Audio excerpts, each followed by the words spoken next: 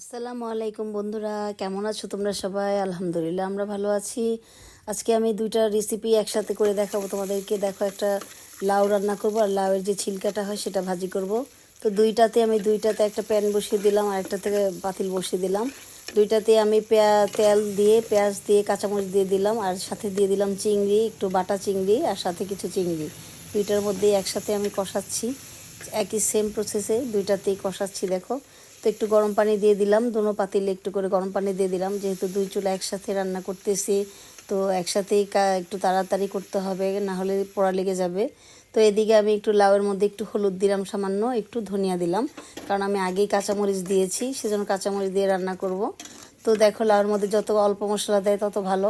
এদিকে আমি লাউ যে ভাজিটা করব, লাউয়ের যে ছিলকাটা, সেটার মধ্যে একটু ধনিয়া, একটু হলুদ দিয়ে দিয়েছি, কাঁচামরিচ দিয়ে দিচ্ছি আগেই। তো দেখো, কষিয়ে নিলাম ভালো করে, দুইটাই নেড়ে চেড়ে।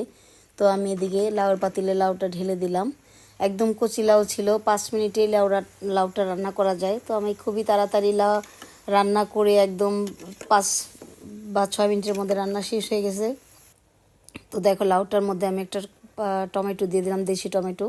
এদিকে লাউয়ের ভাজিগুলো এদিকে দিয়ে দিয়ে একটু কষিয়ে নিয়েছি। কষিয়ে এখন আবার ঢেকে দেবো। দেখো কত সুন্দর দেখাচ্ছে। লাউয়ের ভাজির সাথে আমি একটু আলু দিয়েছি, নতুন আলু, তো তাড়াতাড়ি এই জন্য লাউ সিদ্ধ হয়ে যাবে। নতুন আলুটা দিলে তাড়াতাড়ি সিদ্ধ হয়ে যায়। তো এদিকে লাউটা দেখো নেড়ে চেড়ে কষিয়ে দিচ্ছি আমি। লাউটা একটু ঢেকে দিব, লাউটা আমার একদম পানি ছেড়ে দিয়েছে। তো এই তো ঢেকে দিলাম। এদিকে ভাজিগুলো হচ্ছে, লাউটা হচ্ছে। তো সাথে আরও ছিল ইলিশ মাছ ভাজা ছিল, এগুলো আর দেখাচ্ছি না তোমাদেরকে, লং হয়ে যাবে। ইলিশ মাছ ভাজি রেডি করে রেখেছি, তো এগুলো নামানোর পরে আমি ইলিশ মাছটা ভেজে নেব। তো এই কিছু ভর্তাও ছিল আজকে রেসিপিতে, ছিল পাতলা ডাল। তো আমি শুধু দুইটা রেসিপি তোমাদেরকে দেখাচ্ছি।